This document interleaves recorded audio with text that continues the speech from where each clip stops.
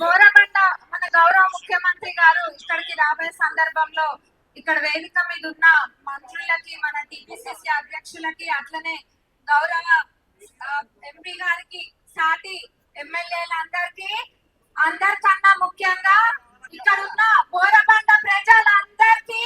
మా అక్క చెల్లెళ్ళ అన్న తమ్ముళ్ళకి, భాయ్ బహన్ सब लोगों को नमस्कार। రోడ్లు, డ్రైనేజ్లు, ఎలక్ట్రిసిటీ వర్క్, అట్లనే నీళ్ళ